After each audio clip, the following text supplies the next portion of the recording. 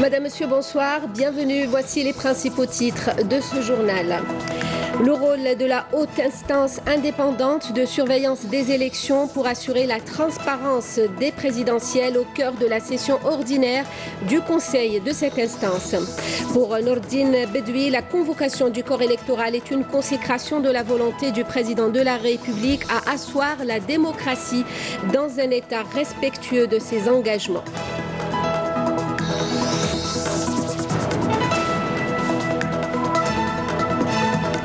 Le général de corps d'armée Ahmed Gaïd Salah souligne lors de sa visite d'inspection au niveau de la première région militaire l'importance de la vigilance dont fait preuve l'armée algérienne.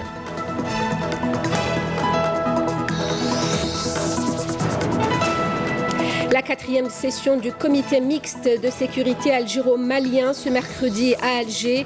Les défis auxquels font face les deux pays nécessitent une coopération poussée pour pouvoir les juguler.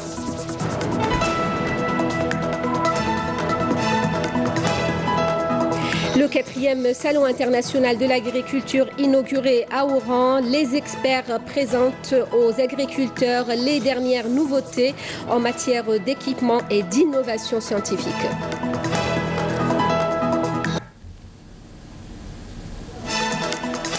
À suivre dans ce journal aussi un reportage sur le club de natation de la ville d'In Salah, un tout jeune club et beaucoup d'ambition.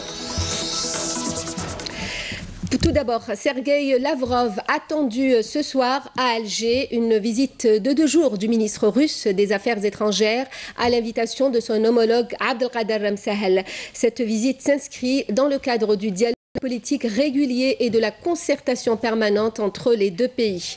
La visite du chef de la diplomatie russe intervient également à la veille de la tenue de la 9e session de la commission mixte économique algéro-russe prévue à Moscou du 28 au 30 janvier. Cette visite permettra également un large échange de vues sur les grandes questions régionales et internationales. Dans ce contexte, la situation en Libye sera au centre des entretiens, tout comme la situation au Sahel, au Mali, en Syrie et l'évolution du dossier du Sahara occidental. Réunion en session ordinaire ce mercredi de la haute instance indépendante de surveillance des élections. Les travaux se sont ouverts en présence du ministre de l'Intérieur et des collectivités locales, du ministre de la Justice, garde des Sceaux et du président de la haute instance. Nordine Bedoui qui a réitéré à l'ouverture la disposition de son département à accompagner et à collaborer avec la haute instance pour faire du prochain rendez-vous électoral un succès dans un processus démocratie émergent. Nakhla Al-Arbi. Réviser les textes de loi en rapport avec les rendez-vous électoraux pour combler les vides juridiques constatés lors des précédentes échéances. Le président de la haute instance indépendante de surveillance des élections a rappelé aujourd'hui la nécessité de s'adapter aux nouveautés survenant sur la scène politique. Nous voici réunis aujourd'hui à l'occasion d'un nouveau rendez-vous électoral. Je saisis également l'occasion pour féliciter tous ceux et celles qui ont été honorés par le président de la République et leur désignation en tant que nouveaux membres pour remplacer les collègues qui ont pris part aux précédentes échéances électorales.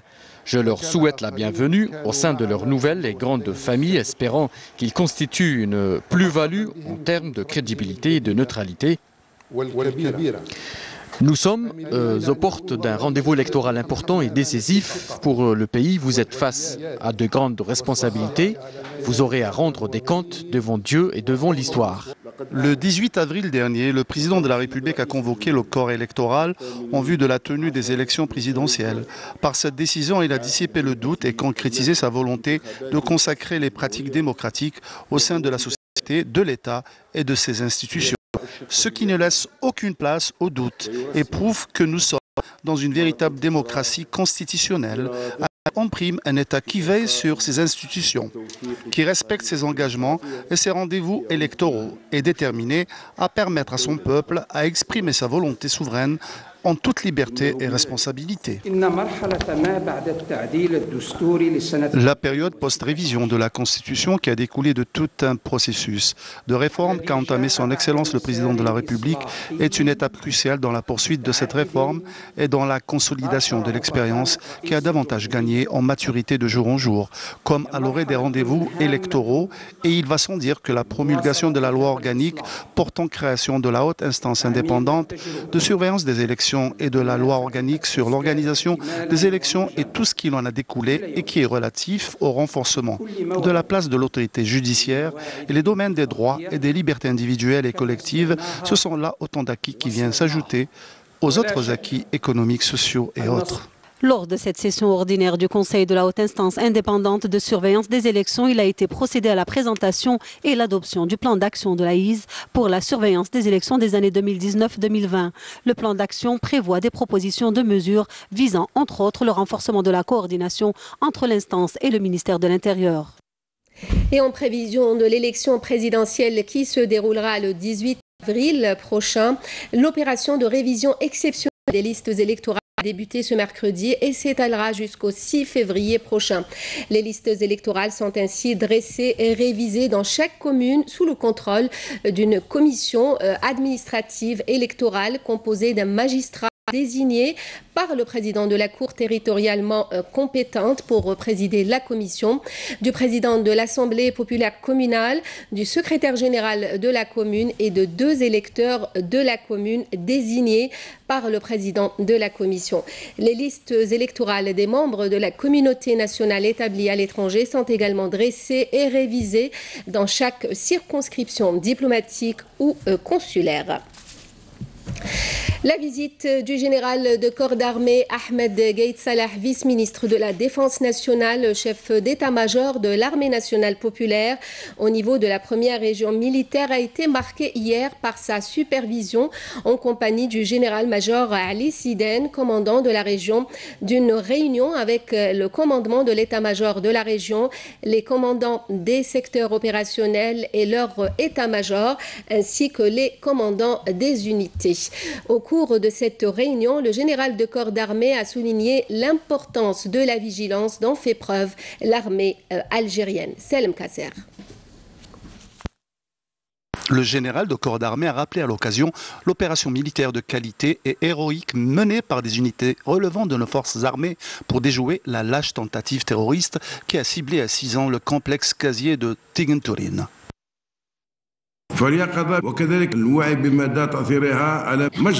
La vigilance et la conscience constituent une conduite à laquelle nous accordons au sein de l'armée nationale populaire, conformément aux orientations de son Excellence, le Président de la République, chef suprême des forces armées, ministre de la Défense nationale, l'importance qui lui revient et que nous considérons comme étant la mesure à travers laquelle nous évaluons les gestions de la disponibilité et du haut exprès opérationnel et au combat.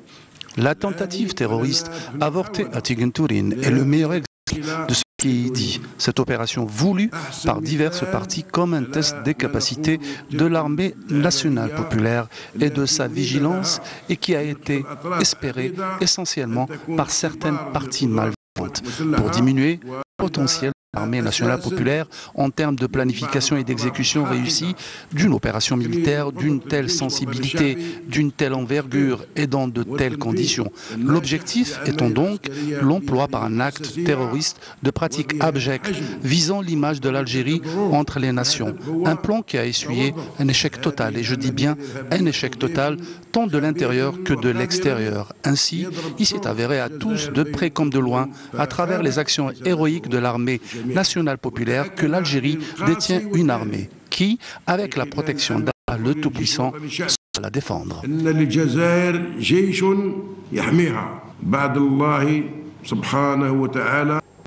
Le général de corps d'armée a affirmé que la véritable vigilance est celle de la conscience des fils fidèles de l'Algérie partout où ils se trouvent. Une conscience parfaite des dessous et des dimensions des événements et des mutations accélérées que connaît toute notre région.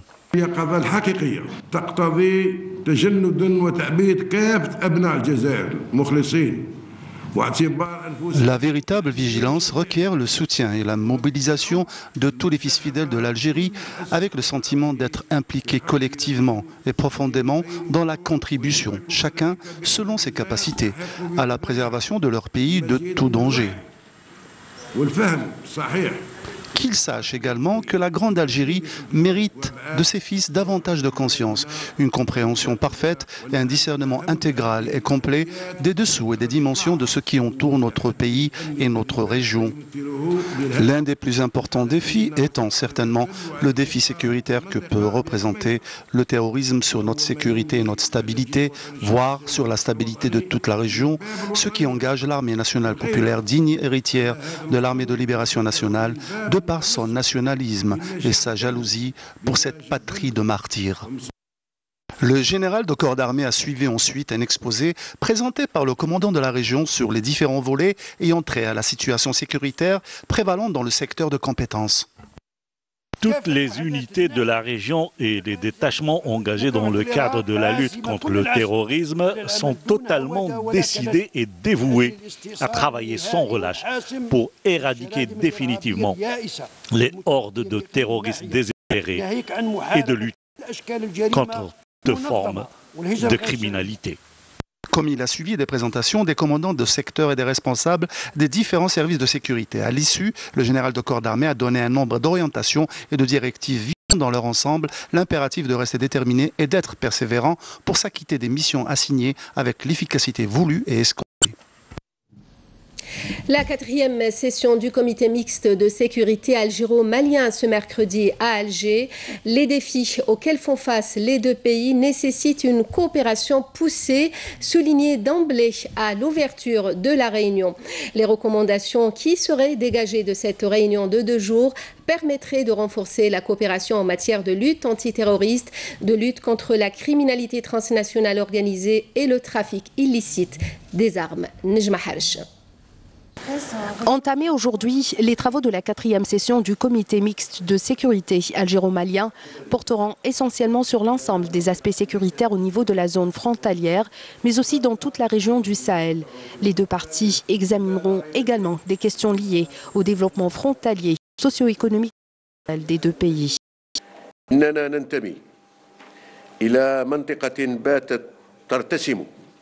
Nous appartenons à une région menacée aujourd'hui par la propagation du crime organisé, du terrorisme ainsi que le trafic d'armes et de drogue. Et ce, à travers des réseaux criminels en collaboration avec des groupes terroristes activant dans la région du Sahel. La paix et la sécurité dans cette région commune demeurent notre priorité, d'où la nécessité de renforcer et consolider davantage la coopération bilatérale en vue de faire face à tous ces fléaux et lutter efficacement contre le terrorisme qui menace la stabilité des deux pays. De son côté, le secrétaire général du ministère malien de la Sécurité et de la Protection civile a tenu à saluer le rôle important de l'Algérie dans la stabilisation du Mali, rappelant les accords de paix de Bamako issus du processus d'Alger. Le responsable malien a par ailleurs rappelé les défis auxquels font face aujourd'hui les deux pays. Les défis sont en définitive immenses, d'où la nécessité d'une coopération poussée pour pouvoir les juguler.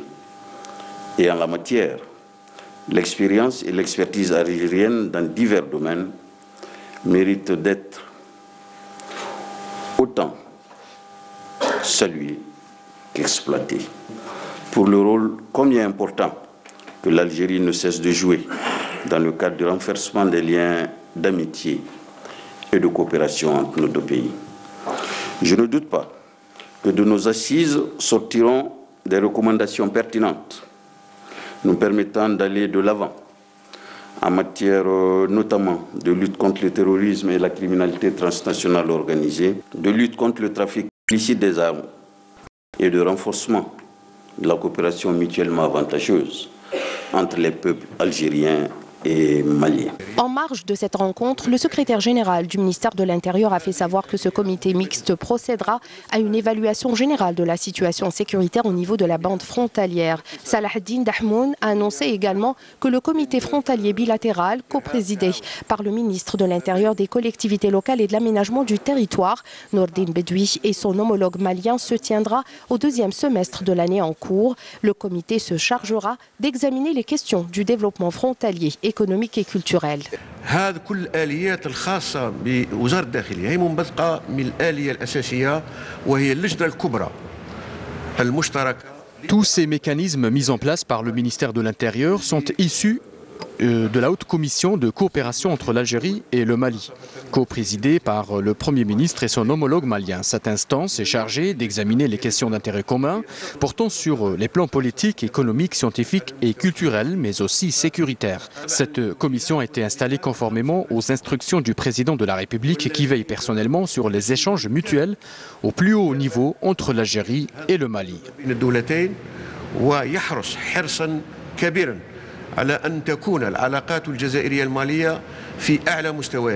Cette rencontre de 2 jours sera sanctionnée par des recommandations concrètes, susceptibles d'instaurer la stabilité dans la bande frontalière et participer ainsi au développement socio-économique de la région.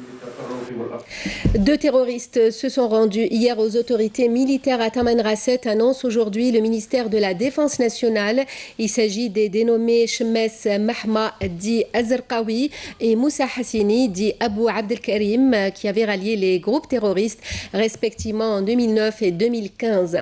Ces terroristes étaient en possession d'un lance-roquettes de type RPG-7, une mitrailleuse lourde de calibre 14,5 mm, un pistolet mitrailleur de type Kalachnikov, 3 chargeurs garnis, une roquette et une charge propulsive pour lance-roquettes RPG-7, ainsi qu'une quantité de munitions s'élevant à 13 160 balles de différents calibres, précise la même source.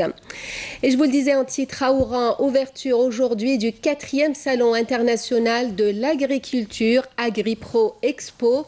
Durant 4 jours, les experts accueilleront les visiteurs professionnels pour leur présenter les dernières nouveautés en matière de machinerie, d'équipement, ainsi que les dernières innovations susceptibles de les accompagner en vue d'une bonne production sur le plan de la quantité et de la qualité. Amélie Seridir.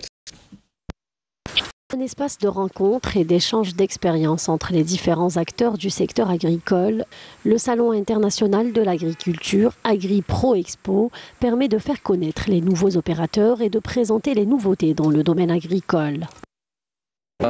مشاركين أجنبيين ومشاركين جزائريين من عندنا كاين des importateurs et des producteurs حاجة دي ما كناش نشوفوها من قبل avec la fermeture تاع l'importation دعمت quelques sociétés des canaux peut-être صغار ateliers ولاو en production quelques petites industries qu'on commence à voir un peu dans tous les secteurs. AgriPro Expo est une occasion pour les participants de présenter leurs produits auprès du large public, mais aussi de prendre connaissance des nouveautés sur le marché international. Nous avons un produit de qualité, on tient toujours à l'améliorer. C'est un produit qui s'écoule facilement. Nous envisageons d'ailleurs de l'exporter après l'expérience que nous avons eue avec nos amis tunisiens et libyens qui l'ont acheté ici en Algérie et l'ont beaucoup apprécié. Notre principal objectif, c'est de faire connaître davantage le produit algérien, que ce soit pour les nationaux ou pour les étrangers. Le 4e Salon international de l'agriculture, qui se tient au centre des conventions d'Oran, s'étalera sur 4 jours. Une manifestation qui permet aux visiteurs, notamment professionnels, de suivre de près les évolutions que connaît le monde de l'agriculture. L'aliment du bétail, on en parle également ce soir. En hiver, les vaches sont nourries avec un mélange équilibré qui répond à leurs besoins. À Boumerdes, la coopérative An-Najah se charge d'approvisionner les éleveurs de toute la région. Le reportage de Mariam Oussaïd.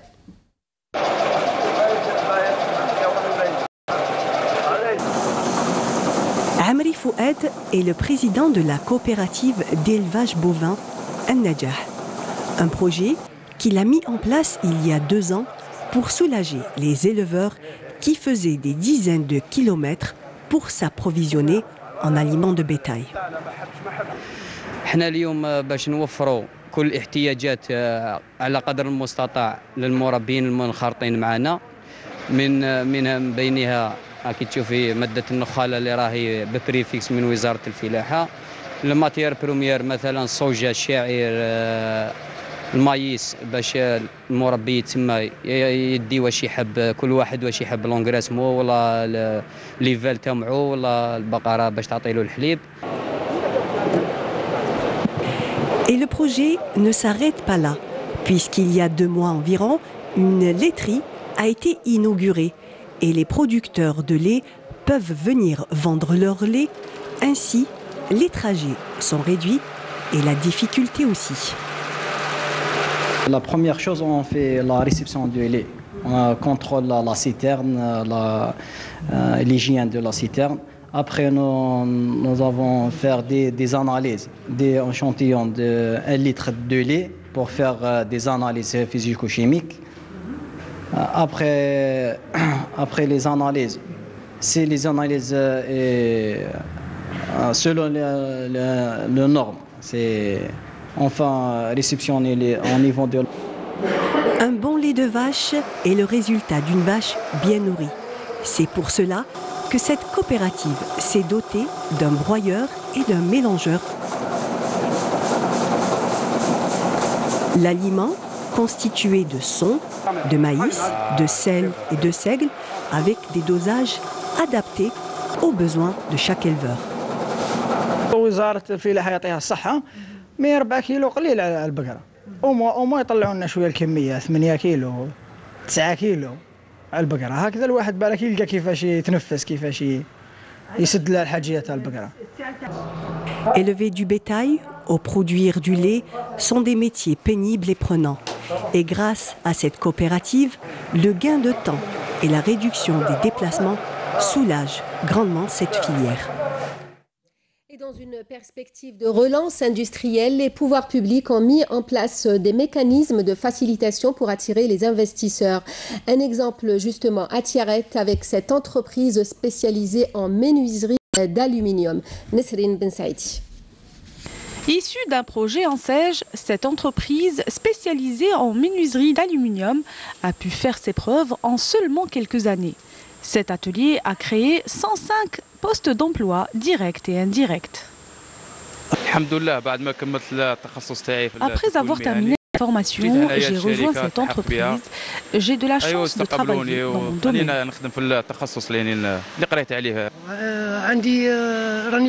Cela fait 3 mois que j'ai rejoint cet atelier. J'ai un diplôme universitaire.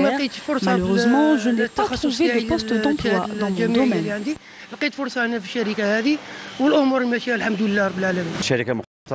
C'est une entreprise spécialisée en fabrication et réparation de portes et fenêtres en aluminium.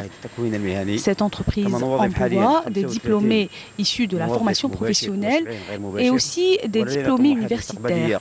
La société a créé 35 emplois directs et 70 indirects. Nous avons beaucoup de projets, notamment l'extension de l'usine. Cet atelier propose différents services comme la fabrication, l'installation et la réparation des portes et fenêtres en aluminium, une production 100% algérienne qui a su s'imposer sur le marché local. Nous utilisons la matière plastique PVC qui est disponible en 2 gammes. Nous avons 15 points de vente répartis d'est en ouest.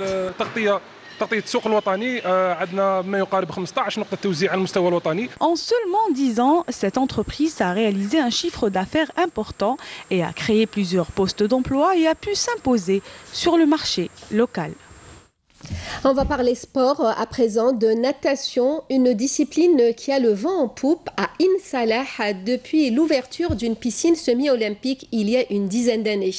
Un tout jeune club local et déjà des résultats encourageants chez les filles comme chez les garçons. C'est un reportage de Abdelmajid Benkassi. Même s'il n'est pas le sport roi dans le sud du pays, la natation possède ses adeptes et ses mordus. La seule piscine semi-olympique de la ville ne désemplit pas.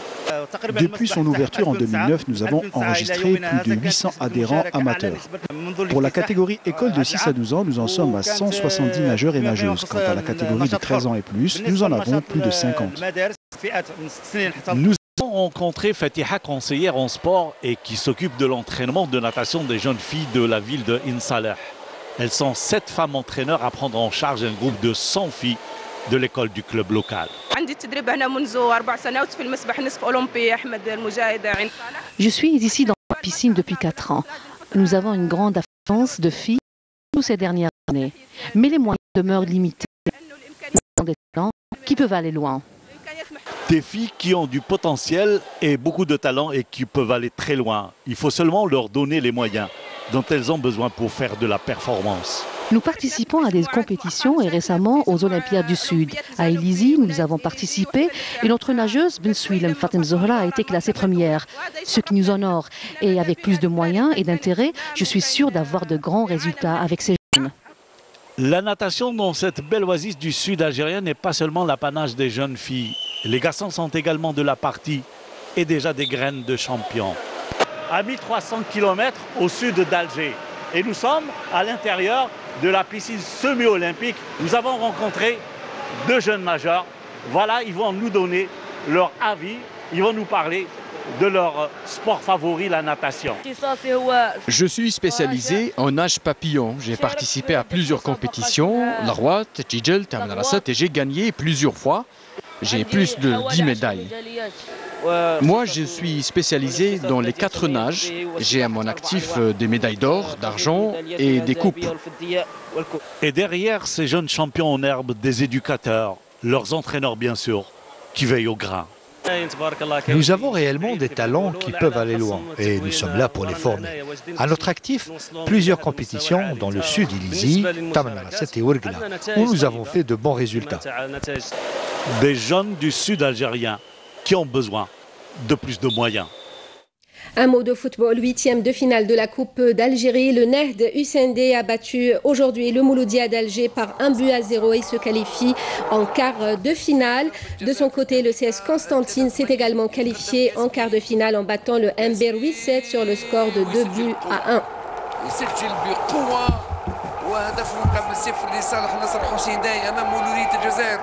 Et c'était là la dernière information de ce journal, le rappel des principaux titres. Le rôle de la haute instance indépendante de surveillance des élections pour assurer la transparence des présidentielles au cœur de la session ordinaire du Conseil de cette instance. Pour Nordine Bedoui, la convocation du corps électoral est une consécration de la volonté du président de la République à asseoir la démocratie dans un État respectueux de ses engagements.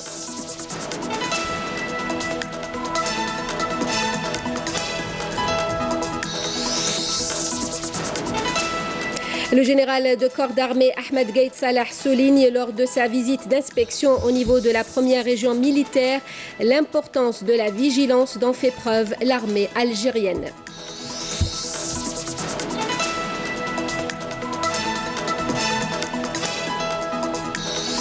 La 4e session du comité mixte de sécurité algéro-malien ce mercredi à Alger. Les défis auxquels font face les 2 pays nécessitent une coopération poussée pour pouvoir les juguler.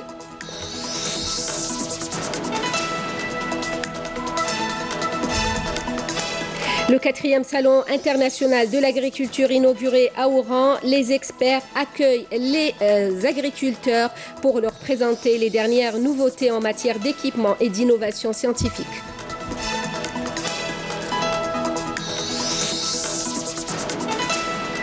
Nous avons parlé sport avec ce reportage sur le club de natation de la ville d'Insalah, un tout jeune club et beaucoup d'ambition. Merci à vous de nous avoir suivis. Vous pouvez toujours revoir nos programmes à travers les liens qui s'affichent en bas de votre écran pour le journal à 20h. L'édition en arabe. À midi, Amina Zahouf et à 19h, Zohir Ben Dimred. Merci de nous rester fidèles. Très bonne soirée.